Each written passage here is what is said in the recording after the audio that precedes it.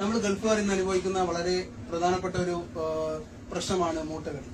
മൂട്ടയില്ലാത്ത ഒരു ഗൾഫിനെ കുറിച്ചോ ഗൾഫില്ലാത്ത ഒരു മൂട്ടയെ കുറിച്ചോ നമുക്ക് ചിന്തിക്കാൻ പോലും പറ്റില്ല. അപ്പോൾ മൂട്ടയെ എങ്ങനെ നമുക്ക് ഇല്ലായ്മ ചെയ്യാമെന്നതിനെ കുറിച്ചുള്ള ഒരു ചെറിയ ഒരു ഇതാണ് ഞാൻ നിങ്ങളോട് പറയാൻ പോകുന്നത്. നമ്മൾ അതിനായി ആദ്യം ചെയ്യേണ്ടത് വളരെ ശക്തിയുള്ളതോ അല്ലെങ്കിൽ ഉറപ്പുള്ളതോ ആയ ഒരു മൺകട്ട നമ്മൾ ആദ്യമായി എടുക്കുക.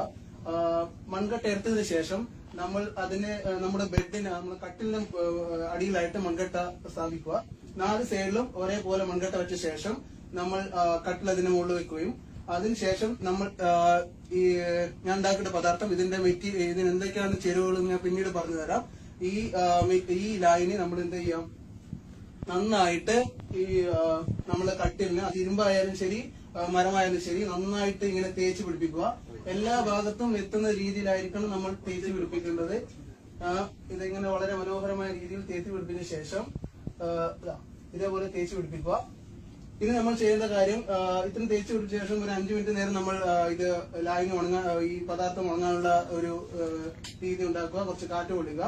ശേഷം നമ്മൾ ലൈറ്റ് അടിച്ച് കിടക്കുന്ന സമയത്ത് ഈ മൂട്ടകൾ വരാൻ ചാൻസ് ഉണ്ട്. മൂട്ടകൾ വന്ന ശേഷം ഈ മൺകട്ടിയോട് കയറി ഇത് മുകളിലോട്ട് മെല്ലെ മെല്ലെ കയറി പോകുന്നതാണ്.